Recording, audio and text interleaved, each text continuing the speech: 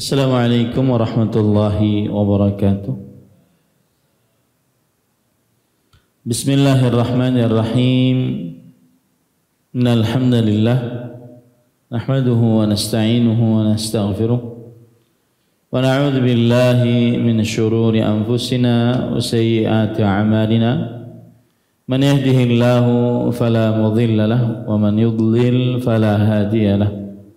وأشهد أن لا إله إلا الله وحده لا شريك له وأشهد أن محمدا عبده ورسوله يا أيها الذين آمنوا اتقوا الله حق تقاته ولا تموتن إلا وأنتم مسلمون يا أيها الناس اتقوا ربكم الذي خلقكم من نفس واحدة وخلق منها زوجها وبث منهما رجالا كثيرا ونساء واتقوا الله الذي تساءلون به والأرحام إن الله كان عليكم رقيبا يا أيها الذين آمنوا اتقوا الله وقولوا قولا سديدا يصلح لكم أعمالكم ويغفر لكم ذنوبكم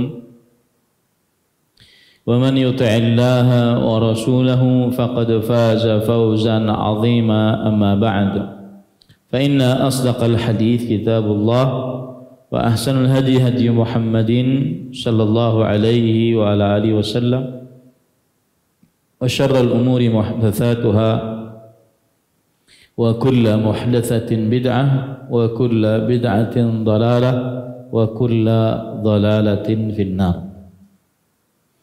Alhamdulillah, kita bersyukur pada Allah Subhanahu wa taala pada hari ini, hari Selasa malam Rabu 16 Rajab 1444 Hijriah.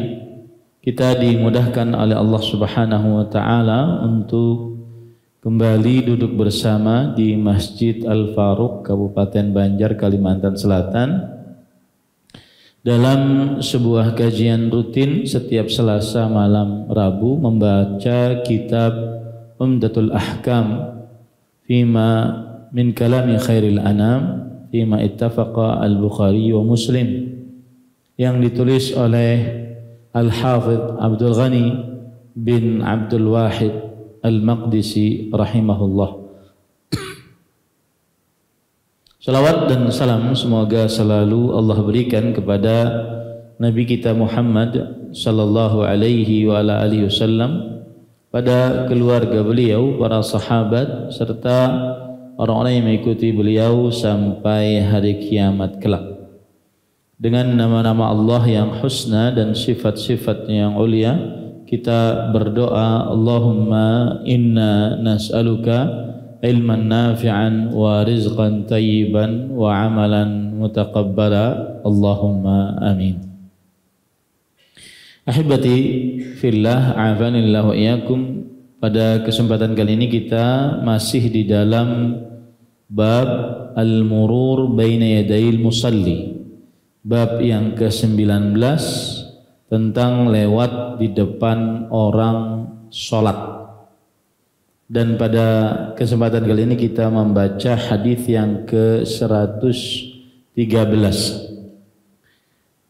Qala Al-Hafidh Abdul Ghani bin Abdul Wahid Al-Maqdisi rahimahullah an Abi Sa'id Al-Khudri radhiyallahu anhu qala sami'tu Rasulullah sallallahu alaihi wa alihi wasallam yaqul idza shalla ahadukum ila shay'in yasturuhu minan nas فأراد أحد أن يجتاز بين يديه فليدفعه فإن أبى فليقاتله فإنما هو شيطان.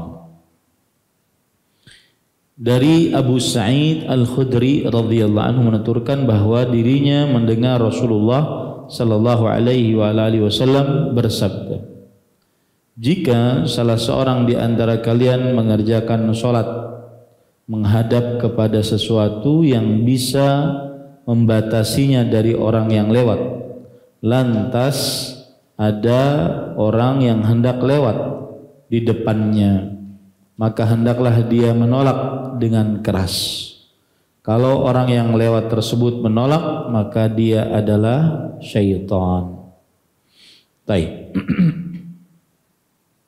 Poin pertama dari hadis ini adalah biografi sahabat yang meriwayatkan hadis ini. Beliau kunyahnya Abu Sa'id dan terkenal dengan kunyahnya Abu Sa'id.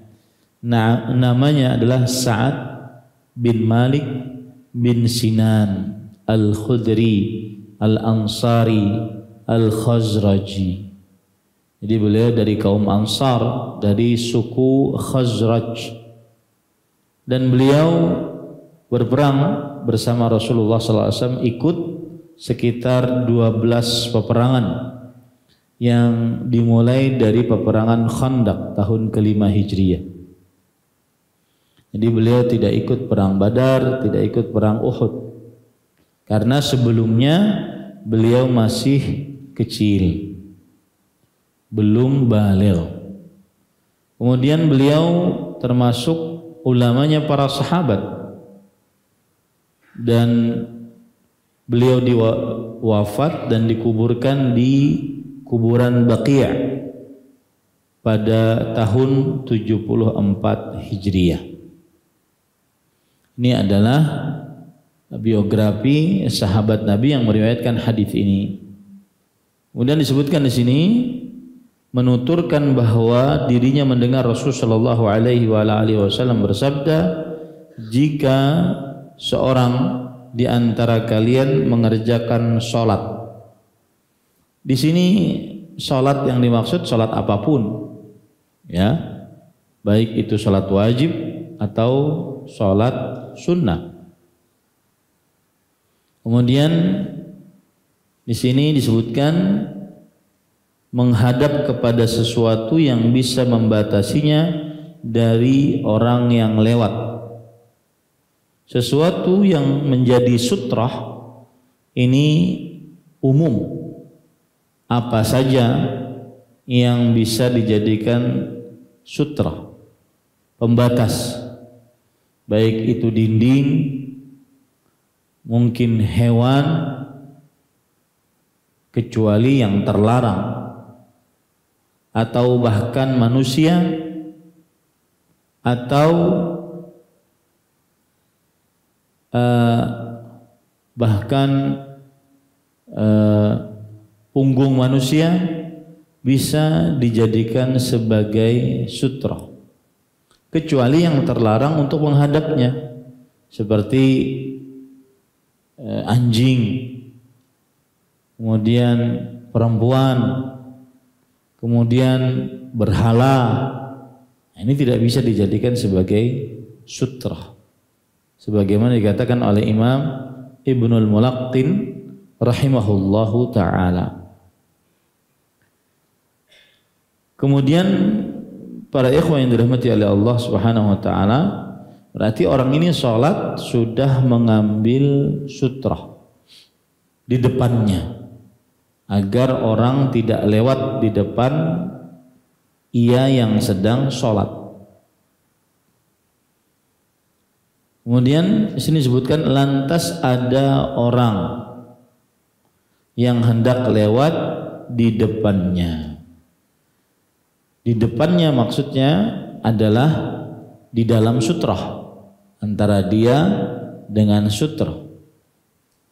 Ada yang ingin lewat, dan kata ada yang ingin lewat ini siapa saja dari manusia, mau dia orang dewasa, mau dia anak kecil, laki-laki, perempuan.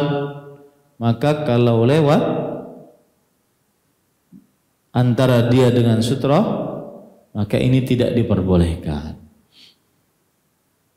Maka hendaklah dia menolaknya dengan keras, yaitu baik itu dengan isyarat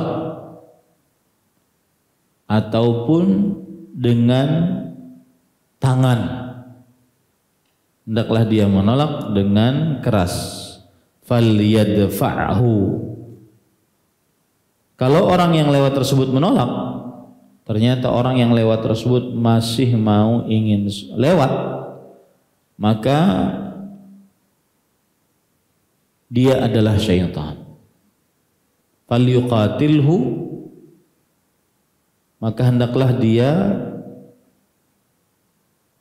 tolak dengan keras. Kalau orang yang tersebut menolak, maka dia adalah syaitan. Nah, ini terjemahannya agak kurang, ya. Jadi kurangnya di mana? Saya bacakan ya. Jika salah seorang di antara kalian mengerjakan sholat menghadap kepada sesuatu yang bisa membatasinya dari orang yang lewat, lantas ada orang yang hendak lewat di depannya, maka hendaklah dia menolak dengan keras. Kalau orang yang lewat tersebut menolak, maka bunuhlah. Nah, ini enggak ada tulisan itu. Maka bunuhlah ia. Ya, maka bunuhlah ia. Nanti penjelasannya bunuhlah ia ini maksudnya adalah tahanlah dia dengan lebih keras daripada sebelumnya. Ini hendak lewat pertama dia tahan. Kalau ternyata dia maksa untuk lewat, maka bunuhlah ia. Maksudnya bukan dibunuh, diteteskan darahnya, tidak, tetapi dikeraskan lagi penahanannya daripada yang pertama. Nah, ini tidak ada di dalam terjemahan. Fa innama huwa syaitan, maka dia adalah syaitan. Apa maksudnya? Maka ia adalah syaitan. Artinya adalah perbuatan yang dia lakukan itu adalah perbuatan syaitan. Karena dia tidak peduli, yang dia lakukan hanya untuk mengganggu orang yang sedang sholat. Mengganggu orang yang sedang sholat. Bukan berarti dia syaitan beneran, tetapi dia tidak peduli kecuali hanya ingin mengganggu orang yang sedang sholat, seperti syaitan. Dan penyebutan syaitan atas orang yang lewat di depan orang yang sholat ini boleh-boleh saja, karena Allah berfirman dalam surat Al-An'am ayat 112, syayatinal insi wal jin, syaitan-syaitan dari manusia dan jin. Menunjukkan bahwa ada syaitan dari manusia dan ada syaitan dari jin. Berarti syaitan itu ada dua maknanya. Ada yang bermakna zat, yaitu anak buahnya iblis yang tercipta dari bangsa jin. Ini disebut dengan syaitan, yaitu bangsa jin yang menyimpang dari jalan Allah yang lurus. Ini disebut dengan syaitan. Ini kalau seandainya disebut dengan syaitan secara zat. Ada syaitan secara sifat dari kalimat syaitana yang artinya ba'uda, jauh dari jalan Allah. Nah, ini sifat ini bisa dimiliki oleh bangsa jin atau bangsa manusia.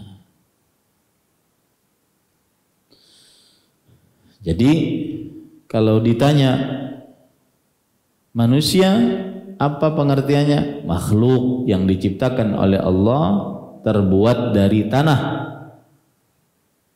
Malaikat apa pengertiannya? Makhluk yang diciptakan oleh Allah, terbuat dari cahaya. Jin apa pengertiannya? Makhluk yang diciptakan oleh Allah dari api. Allah berfirman, wa khalaqal janna min marijin min nar. Dan kami telah ciptakan jin, dan ia telah menciptakan jin dari lahapnya api, ujung-ujungnya api. Itu jin. Tapi iblis apa? Iblis dari bangsa jin. Seperti yang disebutkan oleh Allah dalam surah Al-Kahfi. Fasajadu illa iblis kana minal jin. Maka seluruhnya sujud kepada Nabi Adam kecuali iblis. Dan iblis termasuk dari bangsa jin. Nah, jin, iblis sudah kita ketahui maknanya. Sekarang syaitan. Nah, tadi yang saya sebutkan. Syaitan ada dua. Anak buahnya iblis, yaitu berarti zat, jin-jin yang kafir, jin-jin yang bermaksiat, jin-jin yang mengganggu. Ini syaitan. Ada lagi syaitan adalah sifat, yaitu sifat yang buruk yang dimiliki oleh manusia atau bangsa jin. Nah, sama yang lewat ini, kalau dia menolak tetap ingin lewat, maka ini syaitan. Syaitan karena mempunyai sifat seperti syaitan, yaitu selalu ingin mengganggu manusia. Nah, itu bedanya antara jin, iblis, dan syaitan. Kalau pian ditakuni orang, hantu kuyang masuk mana? Maka masuk dari bangsa jin yang syaitan, yang suka mengganggu manusia, ya, tuyul, genderuwo, kemudian pocong, kuntil anak. Pocong itu adalah hantu made in Indonesia. Tidak pernah ada hantu di dunia ini selain pocong kecuali di Indonesia. Makanya cuma ada di Indonesia sumpah pocong. Nggak ada di negara lain. Dan itu sumpah yang belum ada dalilnya dari Al-Quran dan hadis. Ya. Nah ini penjelasan. Taib. Sekarang kita ambil beberapa permasalahan yang berkaitan dengan hadis ini. Yang pertama, hukum menolak orang yang lewat. Hukumnya apa? Artinya kalau kita sudah sholat ngambil sutroh, ya lewat, kita tidak tahan. Hukum menahan orang yang lewat, apakah wajib? Apakah sunnah? Coba perhatikan perkataan Imam Nawawi, ulama Islam bermadzhab Syafi'i, abad ke-7 Hijriah. Wa hadzal amru bid-daf'i amru nadbin. Perintah untuk menahan ini adalah perintah anjuran saja, tidak wajib. Wa huwa nadbu mutaakkad, dan dia adalah anjuran yang sangat dianjurkan. Wala a'lamu minal ulama man aujabahu. Aku tidak mengenal ada dari ulama yang mewajibkannya. Aku tidak tahu kalau ada ulama yang mewajibkannya. Bal sarraha ashabuna wa ghairuhum bi annahu mandubun ghairu wajib.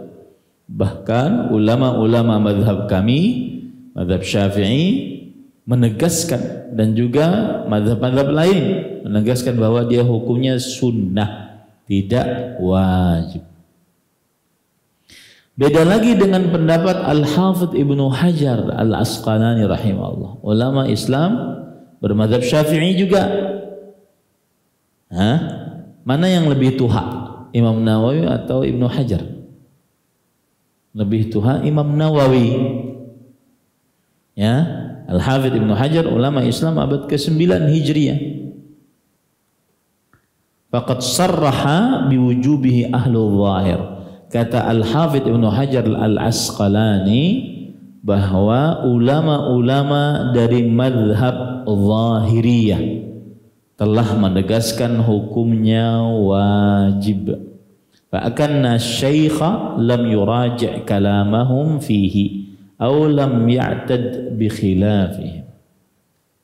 Maka seakan-akan kata Al-Hafidh Ibnu Hajar, mungkin Imam Nawawi belum mendapati perkataan ulama-ulama madhab zahiri atau tidak menganggap perkataan atau madhab zahiri. Siapa itu madhab zahiri? Madhab zahiri adalah ulama-ulama yang berpendapat dengan lahiriah hadis. Lahiriah hadis, ya. Dan biasanya mereka tidak memakai kias.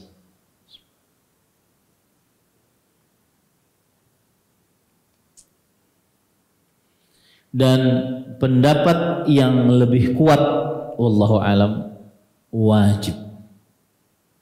Karena ada perintah dari Rasulullah sallallahu alaihi wasallam. Dan ini adalah pendapatnya Imam Asy-Syaukani rahimahullah. Ya, di dalam hadis riwayat Muslim dari sahabat Nabi Abdullah bin Umar radhiyallahu anhuma, anna Nabi sallallahu alaihi wasallam qaal, Nabi Muhammad SAW bersabda, "Idza kana ahadukum yusalli fala yada' ahadan yamurru baina yadayhi, fa in aba falyuqatilhu fa inna ma'ahu al-qarin." Jika salah seorang di antara kalian sholat, maka janganlah ia membiarkan seorang pun lewat di depannya. Nah, lihat, ini larangan dari Nabi membiarkan yang lewat, menunjukkan perintah untuk menahan orang yang lewat adalah wajib. Jika orang yang lewat tersebut enggan untuk ditahan, maka fal yuqatilhu, maka perangilah ia. Artinya tahanlah yang lebih keras dari sebelumnya. Fa inna ma'ahul qarin, sesungguhnya bersama orang yang lewat tersebut ada jin qarin. Nah, ini makanya wallahu alam pendapat yang dikuatkan hukum menahan orang yang lewat adalah apa? Wajib. Nah, kemudian selanjutnya, ketika Rasul Shallallahu Alaihi Wasallam tadi bersabda, "Fal yuqatilhu," maka hendaklah ia perangi. Kata para ulama, memeranginya bukan dengan senjata. Jangan sampai memeranginya sampai membunuhnya, enggak boleh. Berkata Al-Qadhi Iyad rahimahullah, Al-Qadhi Iyad ulama Islam bermadzhab Syafi'i, abad ke-5 Hijriah. Ya, beliau berkata, wa ajma'u ala annahu la yalzamuhu muqatalatuhu bisilah. Para ulama berijma', bersepakat bahwa tidak wajib memeranginya dengan senjata. Wala ma yuaddi ila halakih, dan tidak juga memeranginya dengan sesuatu yang menyebabkan kematian orang yang lewat tadi. Enggak boleh. Ya, enggak boleh diperangi dengan senjata. Fa in dara'ahu bima yajuz fa halaka min dzalik fala quda alaihi bittifaq. Kalau ada yang lewat lalu dia tahan, pas kena sininya, mati orangnya. Dia kan nahan saya, dia tidak pakai senjata, dia tidak pakai ini, mati orangnya. Maka pada saat itu darahnya bebas, tidak ada diat, kompensasi atas kematiannya, dengan kesepakatan para ulama. Paham ya? Nah. Kemudian selanjutnya, lalu saya katakan tadi, fala quda alaih. Fala quda alaih itu artinya enggak diqisos, tapi ada enggak bayar diat, atau memang darahnya dianggap sudah tidak ada nilainya. Maka di dalam hal ini terjadi pendapat para ulama. Imam Al-Qurtubi berkata, wa ajma'u ala annahu la yalzamu muqatalatuhu bisilah. Para ulama berijma' bahwa tidak boleh memeranginya dengan senjata. Lianna dzalika mukhalifun lima ulima min qa'idatil iqbal 'ala shalah wal ishtighali biha. Karena ini bertentangan dengan apa yang sudah dipahami, yaitu sebuah kaidah kalau lagi sholat harus khusyuk, tidak boleh menyibukkan diri dengan yang lewat, wasyukunu fiha, dan kalau seandainya sholat harus tenang di dalam sholat. Wa lima ulima min tahrimi damil muslim, dan juga sebagaimana sudah diketahui haramnya darah seorang muslim untuk diteteskan. Nah, wa 'idhami hurmatihi, dan keagungan kesucian darah seorang muslim. Wala yaltafitu liqauli akhraq mutaakhirin lam yafham sirran min asrari syariah. Jangan sampai dia mengambil pendapat orang-orang yang bodoh, yang tidak tahu diri dari perkataan-perkataan ulama, orang-orang generasi sekarang yang tidak faham tentang rahasia dari rahasia-rahasia syariat. Wala qa'idata min qawaidiha, dan jangan juga mengambil kaidah-kaidah beragama dari mereka ini. Qultu wa kadza nuqilal ijma'. Aku berkata demikianlah yang dinukilkan ijma', bahwa tidak diperbolehkan untuk menahannya dengan senjata. Jadi para ikhwan yang dirahmati oleh Allah Subhanahu wa taala, maka kalau seandainya pas ditahan kemudian terkena orang yang menahan, kemudian mati orang yang ditahan, apakah dia harus bayar diat, kompensasi atas kematian orang tersebut atau tidak? Jawabannya adalah wallahu alam, tidak.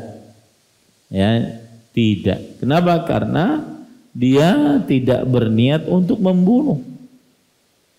Nah, kemudian selanjutnya, ketika kita ingin menahan, bolehkah kita berjalan atau melakukan gerakan yang banyak agar bisa menahan? Nah, misalkan yang lewat, ya, jadi sudah lepas dari gerakan sholatnya, ya. Nah, kemudian berkata Al-Hafidh Ibnu Hajar Al-Asqalani rahimahullah, wa naqala Ibnu Battal, Imam Ibnu Battal seorang ahli hadis menukilkan, wa ghairuhu al-ittifaqa ala annahu la yajuzu lahu al-masyu min makanin liyadfa'ah. Kesepakatan para ulama bahwa tidak boleh berjalan dari tempatnya untuk sekedar menahan. Boleh, tetap di tempatnya, ya. Walal amal al katsir fi mudafa'atin, tidak boleh bergerak dengan gerakan yang banyak untuk menahan.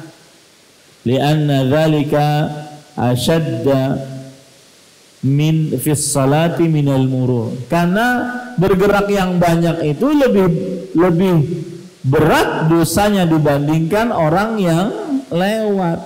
Nah, bergerak yang banyak untuk menahan orang lebih besar dosanya bagi orang yang sholat dibandingkan dia membiarkan orang yang lewat. Wa qala al-Qadhi Iyad rahimahullah, berkata Imam Qadhi Iyad, ittafaqu ala annahu la yajuzu lahu al-mashy min maqamihi ila raddihi.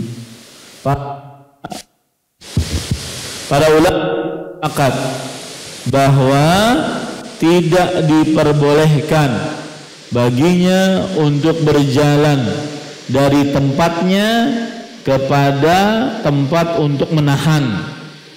Wal amal al katsir fi mudafa'atihi, tidak boleh bergerak yang banyak dalam rangka menahan orang yang lewat.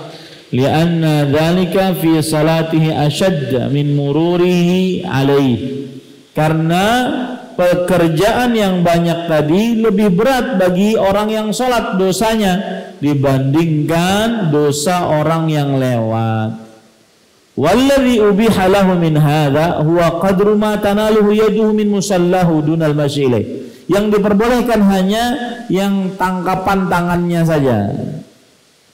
Ya, jangan dihargai. Dihargai.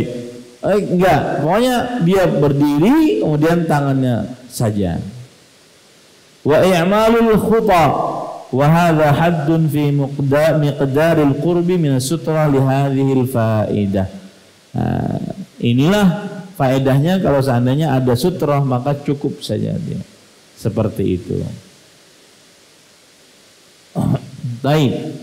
Terakhir, kalau dia sudah tahan lewat juga, apakah boleh dia tarik? Din tahan nih, kemudian lewat juga, boleh nggak dia tarik? Dapat baju ikam, ku kembalikan. Maka jawabannya kata Imam Al-Qadhi Iyad rahimahullah, ittafaqu ala annahu in marra fala yarudduhu.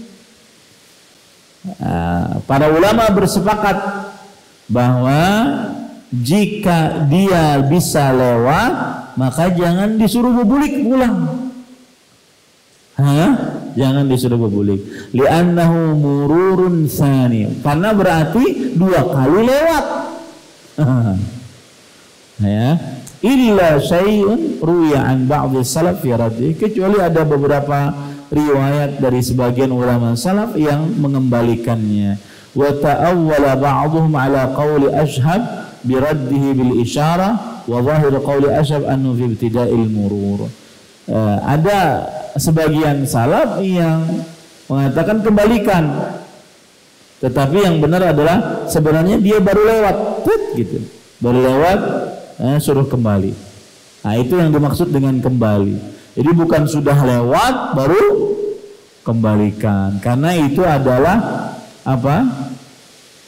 Lewat yang kedua.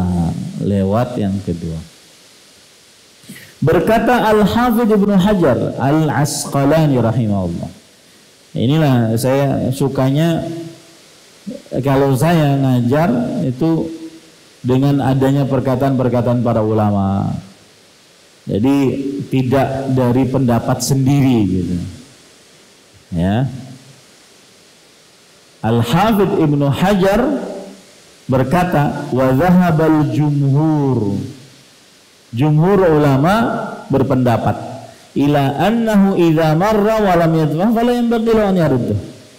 Mayoritas para ulama berpendapat kalau orang itu lewat tidak ditahan maka tidak patut dia mengembalikannya. Tidak patut dia mengambil. Li'anna fihi i'adatul murur, karena di dalamnya terdapat pengulangan lewat lagi.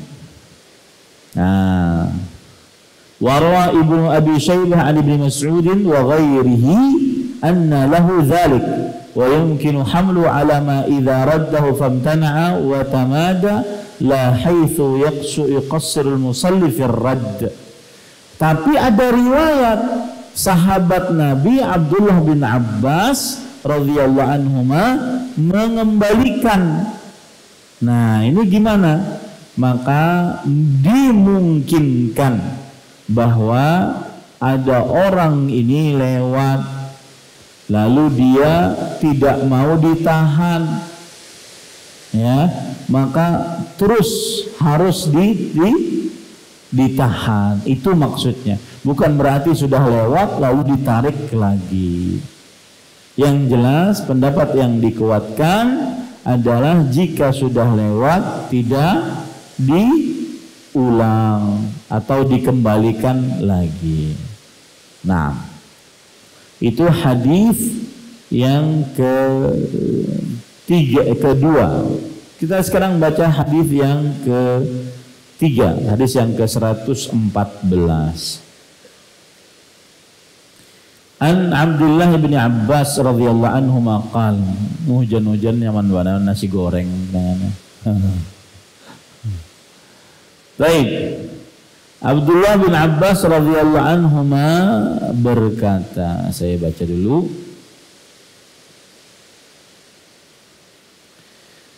Qala aqbaltu raqiban ala himarin atanin wa ana yawmaidin qad nahaztu al-ihtilama wa Rasulullah sallallahu alaihi wasallam yusalli bin nasi biminan ila ghairi jidarin fanaratu baina yaday ba'dhi as-saff fanazaltu fa arsaltu al-atana tarta'u wa dakhaltu fi as-saff falam yunkir dhalika alayya ahad.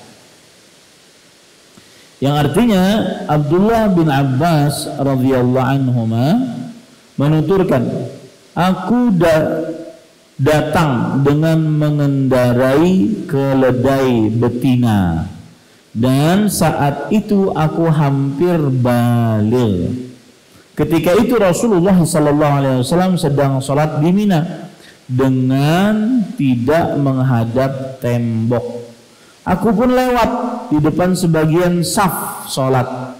Lantas aku turun dan kulepas keledaiku agar merumput. Setelah itu aku masuk ke dalam saf dan tidak ada seorang pun yang mengingkari perbuatanku tersebut. Taib. Kita ambil sekarang biografi sahabat yang meriwayatkan hadis ini. Beliau adalah Abdullah bin Abbas radhiyallahu anhuma. Ini sudah kita bahas pada hadis yang ke-82. Abdullah bin Abbas bin Abdul Muttalib, berarti beliau adalah anak paman Nabi Muhammad SAW. Bertemu nasabnya dengan Nabi Muhammad SAW pada kakeknya Abdullah bin Abbas bin Abdul Muttalib. Nabi Muhammad SAW Muhammad bin Abdullah bin Abdul Muttalib, ya, Al-Hashimi Al-Qurashi, anak paman Rasulullah SAW, dan pernah dipeluk oleh Rasulullah SAW. Dan beliau berdoa, Allahumma alimhul hikmah, ya Allah ajarkan dia ilmu hikmah. Dalam riwayat yang lain, alimhul kitab, ajarkan dia ilmu tafsir Al-Quran, ya. Kemudian para ikhwan yang dirahmati oleh Allah Subhanahu wa taala, Abdullah bin Abbas juga pernah diwudukan oleh Rasulullah SAW. Ini menjadi pelajaran bagi kita. Paman itu keluarga dekat. Paman itu keluarga dekat. Saya sering berkunjung ke orang Arab. Mereka itu kadang ada semacam makan-makan dengan siapa? Anak paman. Ini seperti anak paman, sepupu. Sepupu sekali, sepupu dua kali. Itu keluarga dekat. Ini warisan orang Arab yang dibenarkan oleh Islam dan patut kita contoh. Dekat dengan paman, dekat dengan keluarga paman, ya, saudara bapak, kemudian anak dari saudara bapak. Nah, itu dia. Kemudian Abdullah bin Abbas, beliau akhirnya menjadi ahli tafsir. Umar bin Khattab radhiyallahu anhu pernah berkata, Dzakum fatal kuhul lahu lisanun saul wa qalbun aqul. Ini adalah pemuda yang berumur tua, pemuda tapi seperti orang dewasa. Lisannya sering bertanya, kemudian kalbunya sangat pintar. Ketika Rasulullah SAW wafat, umur dari Abdullah bin Abbas radhiyallahu anhuma hampir baligh. Hampir apa? Baligh. Sekitar umur 14 tahun. Dan Abdullah bin Abbas wafat di kota Taif pada tahun 68 Hijriyah. Pada tahun 68 Hijriyah. Nah, ini para ikhwah yang dirahmati oleh Allah Subhanahu wa taala. Baik. Kemudian para ikhwah yang dirahmati oleh Allah Subhanahu wa taala, lanjut, Abdullah bin Abbas menuturkan, aku datang dengan mengendarai keledai betina. Al-himarun atan, ini istilah dari al-untha min jinsil hamir, keledai betina. Dan saat itu aku hampir baligh, maksudnya mendekati baligh. Dan para ulama berbeda pendapat tentang umur dari Abdullah bin Abbas radhiyallahu anhu ketika Nabi Muhammad SAW wafat. Ada yang mengatakan 13 tahun, ada yang mengatakan 12 tahun, ada yang mengatakan 15 tahun. Nah, pendapat 15 tahun inilah yang lebih kuat menurut Imam Ahmad bin Hanbal. Kita lanjutkan. Aku datang dengan mengendarai keledai betina. Ini ceritanya di Haji Wada. Ketika haji, ya, Abdullah bin Abbas ingin menemui Rasulullah SAW dan Rasulullah SAW sedang sholat berjamaah. Abdullah bin Abbas yang belum balik saat itu mengendarai keledai betina, dan saat itu aku hampir balik. Ketika itu Rasulullah SAW sedang sholat di Mina dengan tidak menghadap tembok. Nah, ya, tidak menghadap tembok. Sholatnya beliau di Mina. Aku pun lewat di depan sebagian saf sholat. Jadi misalkan ini Rasulullah, kemudian ini orang-orang yang sholat. Nah, Abdullah bin Abbas datang, beliau lewat di sebagian saf sholat, di saf pertama. Lantas aku turun dari keledainya dan ku lepas keledaiku agar merumput. Lepas gitu saja. Ya. Setelah itu aku masuk ke dalam saf. Dan tidak ada seorang pun yang mengingkari perbuatanku tersebut. Yang jadi masalah adalah ketika beliau lewat beberapa orang tadi itu, nah, ya, beberapa orang di saf yang pertama. Itu masalah pertama. Masalah kedua, Rasulullah SAW sholat tidak menghadap tembok. Nah, itu dia ya. Baik, sekarang apa pelajaran yang kita bisa ambil dari hadis ini? Saya ambil sedikit ya. Ini ada beberapa 3, 4, 5. Ya, 6 permasalahan. Baik, yang pertama hukum sutroh. Apa hukum sutroh? Wallahu a'lam, para ikhwan yang dirahmati oleh Allah, hukumnya adalah wajib. Dan ini pendapat sebagian dari mazhab Hambali. Dan ini pilihan pendapat dari Imam Asy-Syaukani, Imam Al-Albani, Imam Muqbil, berdasarkan hadis bahwa Abdullah bin Umar bercerita, anna Nabi sallallahu alaihi wasallam idza kharaja ila al-musalla amara bil hirbah fatudau baina yadayhi. Rasulullah SAW kalau sholat di lapangan, beliau minta diletakkan tombak di depan beliau dan sholat menghadap ke tombak tersebut. Hadis riwayat Bukhari dan Muslim.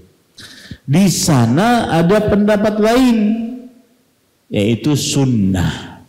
Dan ini pendapat jumhur, mayoritas para ulama, bahwa hukumnya mengambil sutrah adalah sunnah, tidak wajib.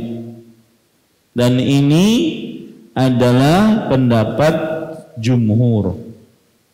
Dalilnya hadis yang kita baca ini, bahwa Nabi Muhammad SAW sholat tidak menghadap tembok.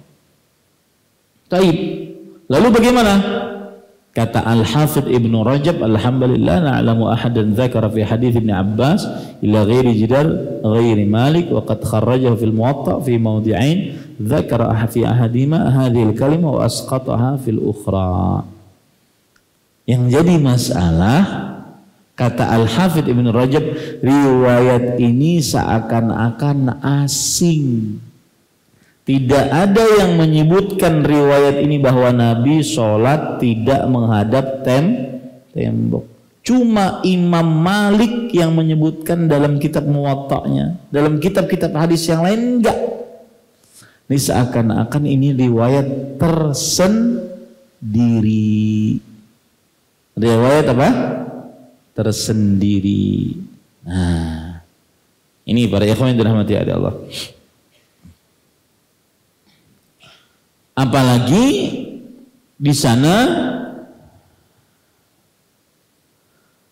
ada dalil bahwa idza shalla ahadukum falyadnu minha. Jika salah seorang di antara kalian sholat ke batas, maka mendekatlah kepadanya. Dalam riwayat yang lain, la tusallu illa ila sutra. Jangan sholat kecuali menghadap pembatas. Nah, wallahu alam, pendapat yang lebih dikuatkan adalah wajib. Ya, wajib. Karena Rasul sallallahu alaihi wasallam bersabda, "Shallu kama ra'aitumuni usolli." Salatlah kalian sebagaimana kalian telah melihat aku sholat. Taib.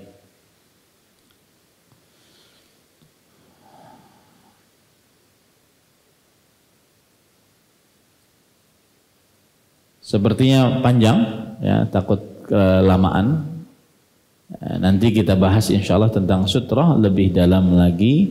Permasalahan yang tersisa, apakah sutrahnya imam, sutrah bagi makmum? Ya, berapa jarak antara orang yang sholat dengan sutrahnya? Kemudian berapa tinggi sutrah? Nah, kemudian berapa tebal sutrah? Yang paling minimal berapa? Nah, dia masih panjang, ya. Mudah-mudahan kita senantiasa diberikan umur yang panjang dalam ketaatan, dan ini yang bisa saya sampaikan. Wallahu alam. Sallallahu nabiyana Muhammad walhamdulillahi rabbil alamin. Nah, ada yang ingin bertanya?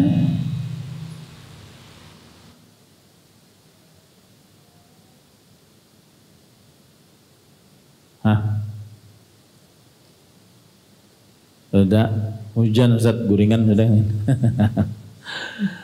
Taib. Ini yang bisa kita sampaikan, kita cukupkan dengan kafar. Taib, silakan. Om Harsani mau bertanya. Silakan Om.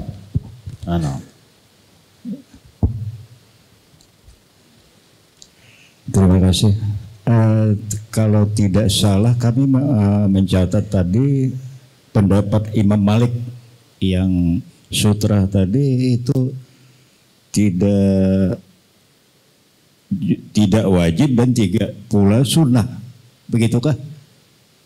Artinya tidak tidak dikatakan sunnah juga tidak, wajib pun apalagi ya begitu.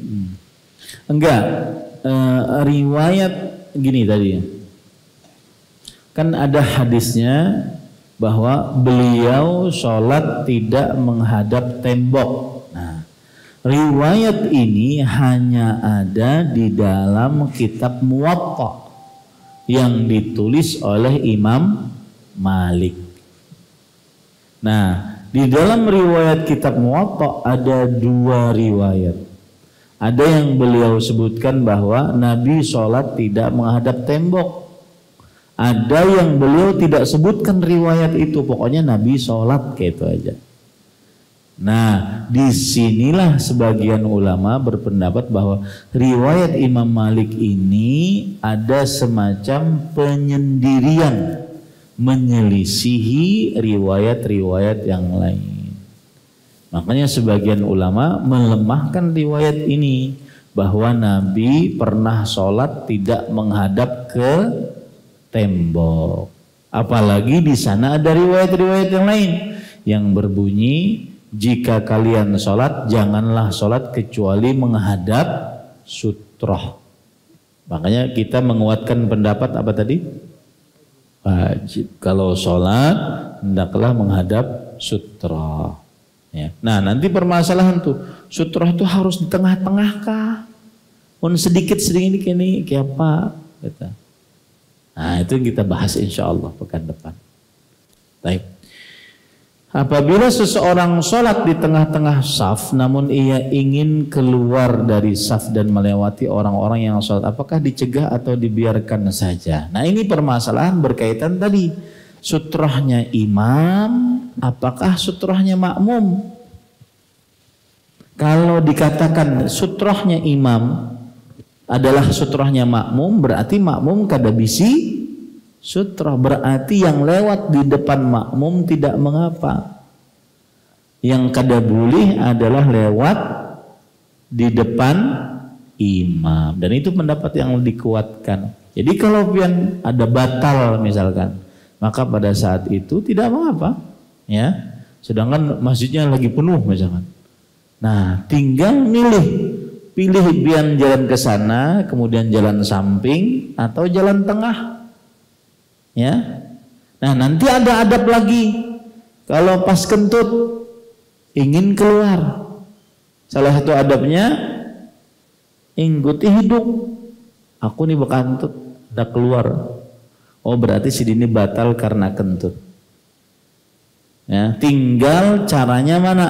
Apakah lewat ke samping, artinya berjalan di depan orang banyak, ataukah langsung ke belakang?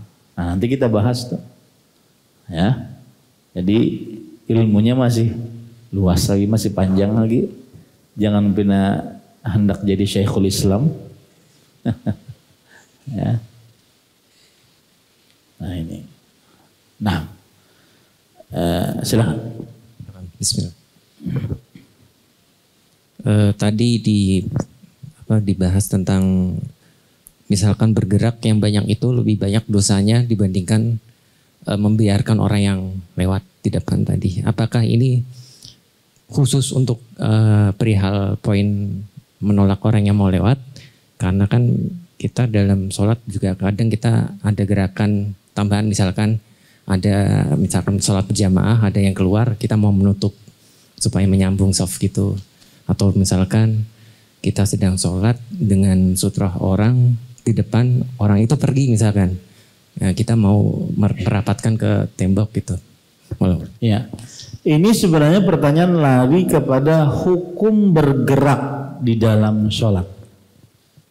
Ya, terlepas dia menahan orang ataupun dia bergerak ke depan atau dia bergerak ke samping untuk menyambung saf atau dia bergerak ke depan karena sutrohnya hilang.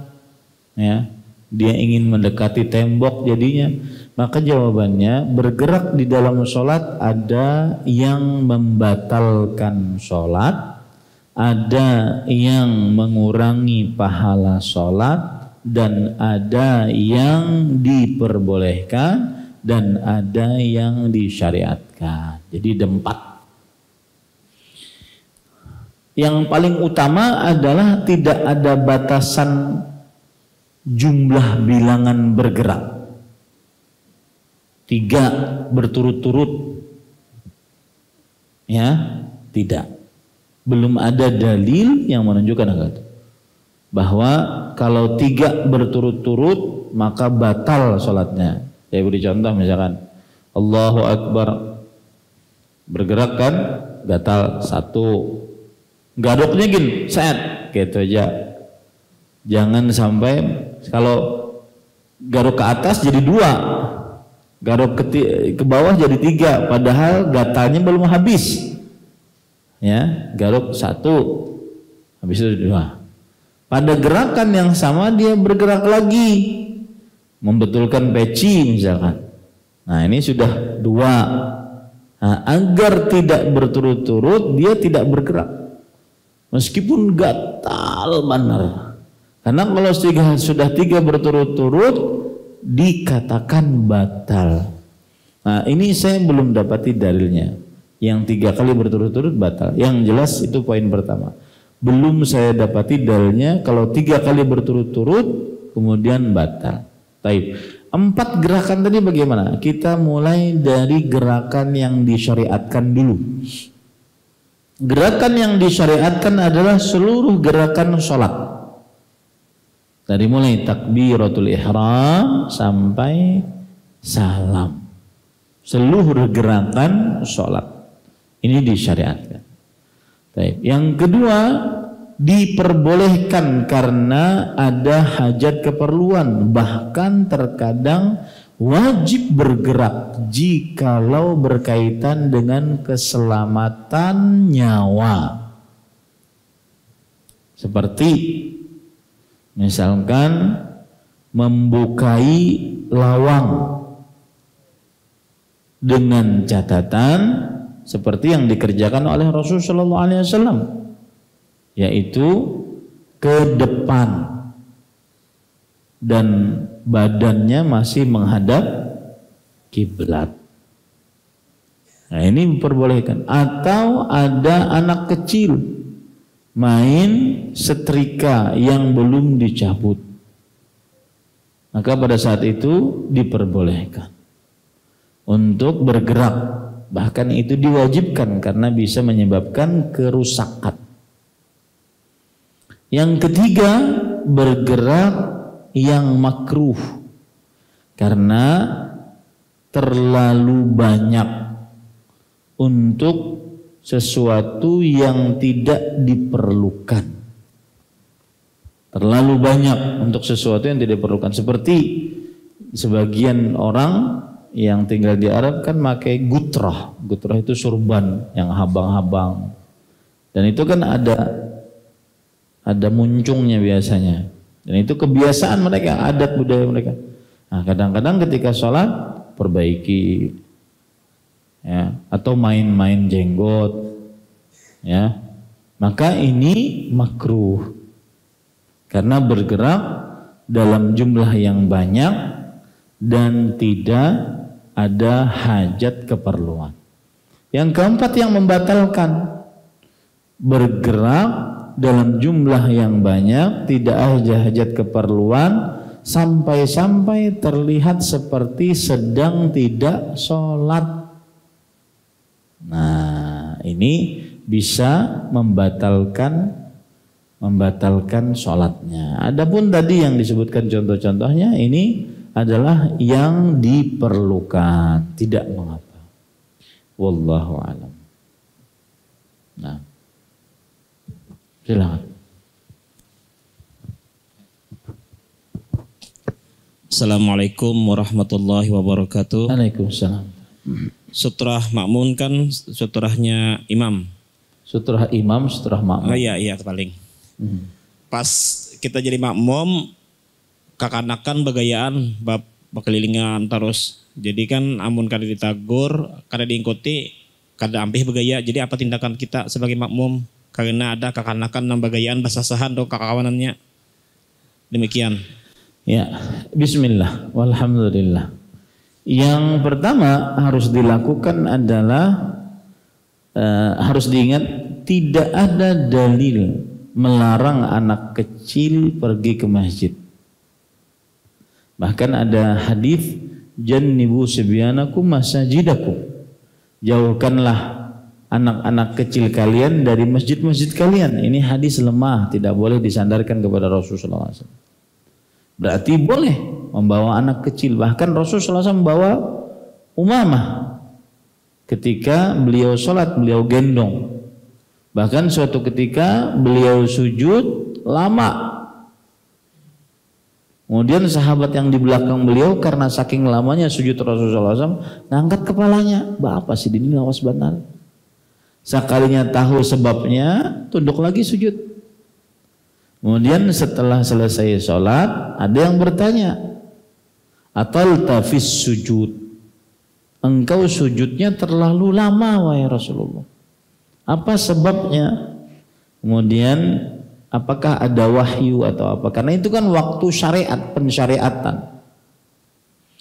Maka kemudian Rasulullah SAW bersabda, "La ma hadatsa syai'." Tidak terjadi apapun. Walakin nabni hadza, tetapi cucuku ini irtahalani, dia menjadikan aku sebagai kuda tunggangannya. Wa karihtu an uqifahu hatta yaqdiya hajatahu minni. Dan aku benci, tidak mau memberhentikannya. Padahal sedang imam berhadapan dengan Allah, menjadi imam bagi para sahabat. Aku tidak mau memberhentikannya karena sampai dia menyelesaikan hajatnya dari aku. Nah, itu kasih sayang Rasulullah Sallallahu Alaihi Wasallam. Ya, maka lalu bagaimana Ustadz, benar-benar mengganggu Ustadz ini? Maka jawabannya adalah ditahan. Orang tua bertanggung jawab atas anaknya yang dia bawa ke masjid. Kalau kira-kira mengganggu satu masjid, pada saat itu dia membatalkan sholatnya. Sehingga tidak mengganggu seluruh masjid. Wallahu a'lam. Adapun dia lewat-lewat sendiri, ya itulah anak-anak. Mun jenggotan nang lewat, nah itu.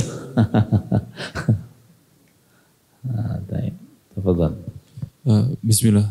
Afwan, di luar tema Ustaz, terkait kajian Pian Al-Kabair kemarin. Apakah semua main dadu itu mutlak haram Ustaz? Misalnya kita menemani anak kita main dadu main ular tangga gitu nih Ustaz. Apakah itu diperbolehkan Ustaz? Jazakallahu khair. Wallahu alam, iya. Karena bukan hanya karena judinya, tetapi karena dadunya.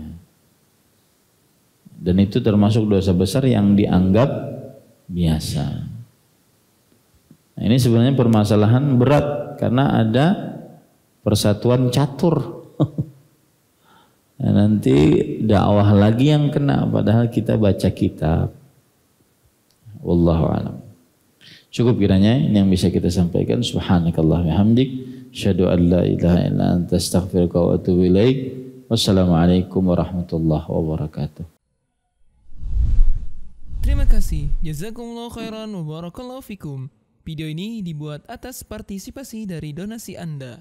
Semoga menjadi amal jariah bagi Anda semuanya.